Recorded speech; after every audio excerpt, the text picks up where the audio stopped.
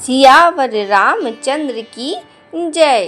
प्रिय भक्तों, आप सभी का मेरे चैनल भक्ति कथा सागर में बहुत बहुत स्वागत है। रामायण कथा श्रृंखला में आज हम श्री राम की भव्य बारात कथा का श्रवण करने वाले हैं। तो आइए हम इस दिव्य कथा का श्रवण करें। अयोध्या नगरी में उस दिन का प्रभात किसी साधारण दिन का प्रभात नहीं था। पूर्व दिशा में उगते सूर्य की लालिमा मानो स्वयं स्वर्णिम आभा बनकर संपूर्ण रघुकुल पर अपनी कृपा बरसा रही थी। मंदिरों में शंखनाद हो रहे थे। वेद पाठ और मधुर ध्वनि वातावरण को पवित्र बना रही थी और सरयू का निर्मल जल भी मानो आनंद की लहरों से झिलमिला रहा था। आज महाराज दशरथ अपने प्रिय पुत्र श्री राम के विवाह के लिए जनकपुरी की ओर प्रस्थान करने वाले थे। यह केवल एक राजकुमार की बारात नहीं थी, बल्कि स्वयं मर्यादा पुरुषोत्तम भगवान श्री राम की दिव्य बारात थी, जिसके दर्शन के लिए देवता भी उत्सुक थे। राजमहल में प्रातः काल से ही मंगल कार्य प्रारंभ हो चुके थे। गुरु वशिष्ठ ने वेद मंत्रों के साथ शुभ पूजन संपन्न कराया। महाराज दशरथ ने भगवान श्री हरि, भगवान शिव, कुल देवताओं और कुल गुरु का स्मरण कर यात्रा की सफलता की प्रार्थना की। महल के भीतर महारानी कौशल्या, कैकेयी और सुमित्रा की आंखों में आनंद के साथ साथ वात्सल्य भी छलक रहा था। वे बार बार अपने चारों पुत्रों को निहार रही थीं। आज उनके जीवन का सबसे पावन अवसर था। महारानी कौशल्या ने श्री राम के मस्तक पर चंदन और रोली का तिलक लगाया, आरती उतारी और प्रेम से कहा, पुत्र, आज केवल जनक नंदिनी सीता ही नहीं, संपूर्ण मिथिला तुम्हारा स्वागत करेगी। सदैव अपनी मर्यादा और करुणा से दोनों कुलों का गौरव बढ़ाना। श्री राम ने विनम्रता से माता के चरण स्पर्श किए। उनके मुख पर वही शांत मुस्कान थी जो हर परिस्थिति में उनके दिव्य स्वरूप का परिचय देती थी। उधर महारानी सुमित्रा लक्ष्मण को आशीर्वाद देते हुए बोली, पुत्र, जैसे अब तक अपने बड़े भाई की सेवा करते आए हो, वैसे ही जीवन भर उनकी छाया बने रहना। लक्ष्मण ने माता के चरणों में सिर झुका दिया। उनकी आंखों में भक्ति और समर्पण स्पष्ट दिखाई दे रहा था। कैकेयी ने भरत और शत्रुघ्न को गले लगाकर आशीर्वाद दिया। चारों भाइयों का आपसी प्रेम देखकर महल की दासियां भी भावुक हो उठीं। कुछ ही समय बाद राजमहल के विशाल प्रांगण में बारात की तैयारियां पूर्ण हो गईं। सैकड़ों हाथियों को सुंदर स्वर्णमय गजाभूषणों से सजाया गया था।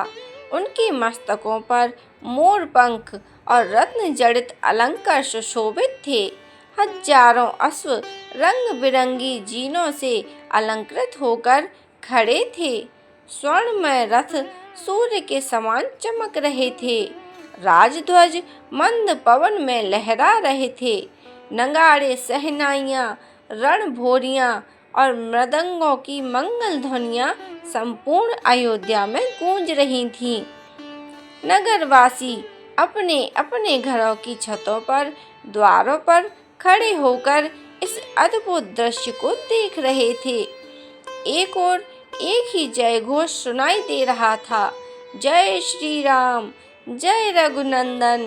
गुरु वशिष्ठ ने शुभ मुहूर्त की घोषणा की। महाराज दशरथ ने पहले गुरु के चरण स्पर्श किए और फिर अपने चारों पुत्रों के साथ बारात लेकर जनकपुरी की ओर प्रस्थान किया। जैसे ही बारात अयोध्या से बाहर निकली, ऐसा लगा मानो स्वयं प्रकृति भी इस दिव्य यात्रा में सम्मिलित हो गई हो। शीतल पवन बहने लगी, आकाश में सफेद बादलों की सुंदर कतारें दिखाई देने लगी। वृक्षों पर बैठे मधुर स्वर में पंछी गाने लगे। मार्ग के दोनों ओर खड़े ऋषि मुनि और ग्रामवासी बारात पर पुष्प वर्षा करने लगे। देवलोक में भी उत्सव का वातावरण था। इंद्र ने देवताओं से कहा, आज पृथ्वी पर ऐसा मंगल कार्य हो रहा है जिसे देखने का सौभाग्य देवताओं को भी विरले ही मिलता है। गंधर्व मधुर गीत गाने लगे, अप्सराएं नृत्य करने लगीं। देवताओं ने अदृश्य रूप से बारात पर पुष्प वर्षा आरंभ कर दी। उधर जनकपुरी में भी बारात के स्वागत की तैयारियां अपने चरम पर थीं। राजा जनक ने संपूर्ण नगर को नववधू के समान सजाने का आदेश दिया था। प्रत्येक मार्ग पर आम्र पल्लव और अशोक के तोरण बांधे गए थे। घर घर रंगोलियां बनाई गईं, मंदिरों में दीप मालाएं सजाई गई थीं। पुष्पों की सुगंध से संपूर्ण नगर महक सा रहा था। महारानी सुनैना स्वयं राजमहल की व्यवस्थाओं का निरीक्षण कर रही थीं। उन्होंने दासियों से कहा, आज किसी प्रकार की कमी नहीं रहनी चाहिए। यह केवल मेरी पुत्री का विवाह नहीं, स्वयं भगवान श्री राम का आगमन है। जनकपुरी की स्त्रियां मंगल गीत गाते हुए स्वागत की थालियां सजा रही थीं। बालिकाएं पुष्पों की मालाएं बना रही थीं। ब्राह्मण वेद मंत्रों का उच्चारण कर रहे थे। संपूर्ण मिथिला भक्ति और आनंद में डूबी हुई थी। इधर माता सीता अपनी सखियों के साथ महल की ऊंची अटारी से दूर तक जाती हुई सड़क को निहार रही थीं। उनके हृदय में संकोच भी था और एक ओर मधुर उत्साह भी था। उन्हें विश्वास था कि आज वही प्रभु जिनके दर्शन पुष्प वाटिका में हुए थे, बारात लेकर जनकपुरी आएंगे। उनके प्रिय सखी मुस्कुराकर बोली, जनक नंदिनी, आज तो संपूर्ण मिथिला आपकी प्रतीक्षा में सजी हुई है। और तभी सीता ने लज्जा से मुस्कुराकर माता गौरी का स्मरण किया। उनके मन में केवल एक ही भावना थी, ईश्वर की इच्छा में पूर्ण समर्पण। कई दिनों की मंगलमय यात्रा के पश्चात अयोध्या की भव्य बारात जनकपुरी की सीमा के निकट पहुंची। जैसे ही यह समाचार राजा जनक तक पहुंचा, वे अपने मंत्रियों, पुरोहितों, संत, शतानंद और समस्त राज परिवार के साथ नगर के मुख्य द्वार पर बारात के आगमन के लिए पहुंचे। दूर से आती हुई बारात का दृश्य अद्भुत था। आगे आगे ध्वजवाहक चल रहे थे, जिनके पीछे वेद पाठी ब्राह्मण मंगल मंत्रों का उच्चारण कर रहे थे। हाथियों की गंभीर चाल, अश्वों की टापें, स्वर्ण रथों की चमक और मधुर शहनाइयों की ध्वनि वातावरण को अलौकिक बना रही थी। बीच में महाराज दशरथ का दिव्य रथ और उनके समीप चारों राजकुमारों का तेज ऐसा था कि देखने वाले मंत्रमुग्ध हो जाते। जैसे ही राजा जनक और महाराज दशरथ आमने सामने आए, दोनों महान राजाओं ने एक दूसरे को हृदय से आलिंगन किया। दोनों के नेत्रों में आनंद अश्रु छलक आए। यह केवल दो राजाओं का मिलन नहीं था, बल्कि धर्म, मर्यादा और आदर्श का मिलन था। राजा जनक ने अत्यंत विनम्रता से कहा, महाराज, आज मेरा जीवन धन्य हो गया कि रघुकुल की यह पावन बारात मेरे द्वार पर आई। महाराज दशरथ ने उत्तर दिया, राजन, यह हमारा सौभाग्य है कि हमें जनक जैसे धर्मज्ञ और ब्रह्मज्ञानी राजा के कुल में संबंध स्थापित करने का अवसर मिला। तभी जनक की दृष्टि श्री राम पर पड़ी। वे भाव विह्वल होकर कुछ क्षण तक उन्हें निहारते रहे। उनके हृदय में बार बार यही भाव उठ रहा था कि यह कोई साधारण राजकुमार नहीं, बल्कि स्वयं धर्म की मूर्ति है। इसके बाद वे स्वयं आगे बढ़े, श्री राम का हाथ थामा और अत्यंत श्रद्धा से उन्हें जनकपुरी में प्रवेश कराने लगे। उसी समय चारों ओर शंख, नगाड़े और मृदंग बज उठे। स्त्रियों ने मंगल गीत गाए, देवताओं ने आकाश से पुष्प वर्षा की और संपूर्ण मिथिला जय श्री राम के उद्घोष से गूंज उठी। जनकपुरी में जैसे ही अयोध्या की दिव्य बारात का प्रवेश हुआ, वैसे ही संपूर्ण मिथिला आनंद और उल्लास से झूम उठी। नगर की प्रत्येक गली, प्रत्येक चौक और प्रत्येक द्वार मानो स्वर्ग के किसी उत्सव का दृश्य प्रस्तुत कर रहे थे। रंग बिरंगे पुष्पों से सजे मार्ग, आम्र पल्लवों के तोरण, स्वर्णिम पताकाएं और दीपों की पंक्तियां संपूर्ण जनकपुरी को अलौकिक सौंदर्य प्रदान कर रही थीं। चारों ओर शंखनाद, नगाड़ों की गूंज, वेद मंत्रों का उच्चारण और मंगल गीतों की मधुर ध्वनि वातावरण को दिव्यता से भर रही थी। ऐसा प्रतीत हो रहा था मानो स्वयं देवगण भी अदृश्य रूप से इस अद्भुत उत्सव में सम्मिलित हो रहे हों। राजा जनक स्वयं अपने परिवार, गुरु सतानंद, ब्राह्मणों और मंत्रियों के साथ नगर के मुख्य द्वार पर महाराज दशरथ की अफगानी के लिए खड़े थे। जैसे ही दोनों महाराज आमने सामने आए, उन्होंने प्रेम पूर्वक एक दूसरे का आलिंगन किया। दोनों की आंखों में प्रसन्नता और सम्मान के आंसू छलक उठे।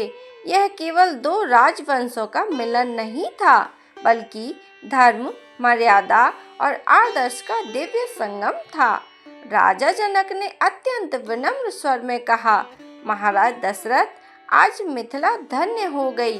स्वयं रघुनंदन श्री राम और आपका समस्त राज परिवार हमारे द्वार पर पधारे हैं। महाराज दशरथ ने मुस्कुराकर उत्तर दिया, राजन, सौभाग्य हमारा है कि हमें जनक जैसे धर्मात्मा और ब्रह्मज्ञानी राजा के परिवार से संबंध स्थापित करने का अवसर प्राप्त हुआ है। इसके बाद विधि पूर्वक द्वाराचार की मंगल परंपरा प्रारंभ हुई। महारानी सुनैना और मिथिला की सुहागिन स्त्रियां स्वर्ण थालियों में दीप, अक्षत, रोली, चंदन, पुष्प और मंगल कलश लेकर बारात के स्वागत के लिए आईं। उन्होंने सबसे पहले श्री राम की आरती उतारी।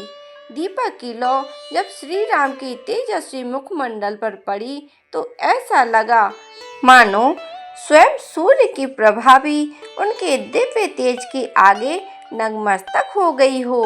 स्त्रियों ने मंगल गीत गाए, शंख बजाए और पुष्प वर्षा की। माता सुनैना ने प्रेम से श्री राम के मस्तक पर तिलक लगाया। उनके नेत्रों में वात्सल्य और भक्ति दोनों उमड़ पड़े।